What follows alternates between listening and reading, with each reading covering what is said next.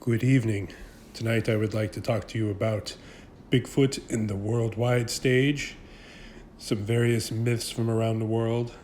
Most of you in North America are very familiar with our Bigfoot, our Sasquatch, but I'd like to take a look at a few myths and traditions from around the world. As you know, Bigfoot here in North America, as the truth comes out and more people are into this, we have many different types and many different varieties, some looking human-like, some looking very dog-like.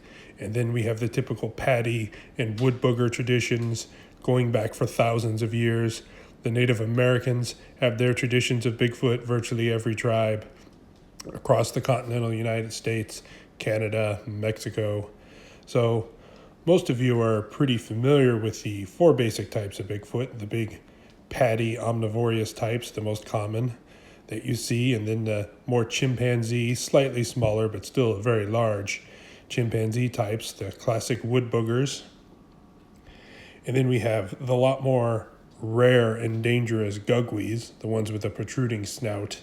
Some feel that these are dogmen, some feel that these are similar to them. I think the dogmen and the gugwee are two separate things. Also, you have the Northeast seems to have reports of them looking very human-like, like a big overgrown human covered in hair. So we're very familiar with these four types here if you're into the Bigfoot world. And like I said, we have the skunk ape in Florida, smaller, albeit still seems to be aggressive, known to eat alligators and do all that kind of stuff down in the South. And we have the varieties of fully carnivorous Wendigo type Bigfoots that love the cold and are very mean, also known as the Genosqua. We have a lot of variation in what we would refer to as Bigfoot or Sasquatch in North America. So let's take a look at how this pertains. As you can see, we have many sightings all across the USA. And what this map actually shows, which is surprising to some people, is the East Coast being more heavily populated. I think you have a lot more sightings, but I think virtually there are Bigfoots everywhere. There are hundreds of reports from in the desert to subalpines to very high peaks. So when you look at this phenomenon across the world of a large, hairy, bipedal creature, virtually every continent seems to have them. I wouldn't even be surprised if someone said they saw one in Antarctica going out and clubbing penguins living in a cave. They are that prevalent all over the place. Everything from frost giants to the almas to the Enkidu, which is in the Middle East. If you're familiar with the Mesopotamia and the Epic of Gilgamesh, that part is very fascinating. The oldest written story talks about a large hairy man of the woods of great strength. So one of the more common ones you're going to see is the Yeren in China. Typically described between 6 and 7 feet tall, upright, walking bipedal, usually described as blonde, probably an offshoot of the Almasty and the Yeti, which we're also going to talk about. The Yeren has been greatly studied, and there's a lot of reports of them being real. It's very, very fascinating coming out of China. The Almas, or the Almasty, is all over Russia, going down into areas of China and Mongolia. They have their version of a hairy man, of a Bigfoot. Now, interestingly enough, the Yeren and the Almas are reported to really not be as big as like our paddy types.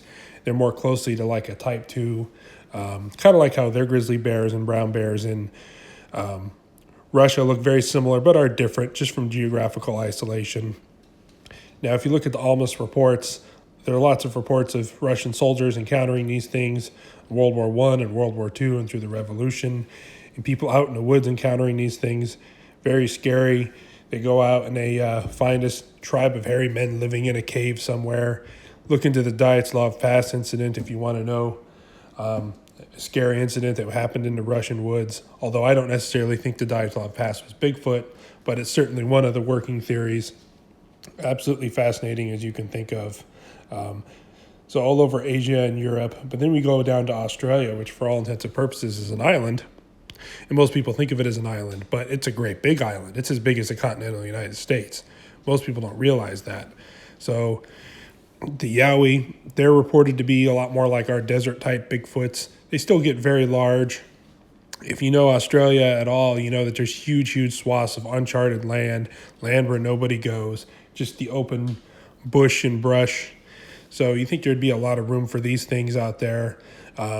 The Yowie's really taken off. I know it's always been popular down there, but there's a lot more research groups and private people like we have in America that look into Bigfoot and go Bigfooting. I know there's a lot of people that are getting into the Yowie now as well. So I would love to hear more about the Yowie. I think you're going to hear a lot more out of Australia in the next coming years. So that's pretty much on a continent by itself, yet we still have reports of a Bigfoot-like creature. One of the more interesting ones out of Africa is the billy ape, and this is something that's been a lot more confirmed even than most Bigfoot as far as cryptids, is a 5 to 6 foot tall man-sized chimpanzee. Now, chimpanzees are typically smaller than men, although much stronger and very brutal. But there's been reports for thousands of years of the billy ape in the deep dark jungles in different parts of Africa, of a man-sized chimpanzee upright walking around, very strong, tend to be a little more carnivorous than a pure gorilla. So something like the size of a gorilla, but upright. The billy ape is very fascinating. It's one that I've heard of in the past but didn't look into, but for this video I looked into it. I found it quite interesting, and that's something that could come out in the future. And if you look in South America, they have the Maracoxy, and you also have the fish tejo. There's a bunch of traditions in South America of there being Bigfoot-like creatures. Kind of like how most people don't realize that South America has mountain lions too, and deer species and other things that you find in North America. So you look at any kind of a tradition of any where there's people, and you find a story, a folklore of Bigfoot and sightings, and it pretty much reigns true for anywhere that you look on the map.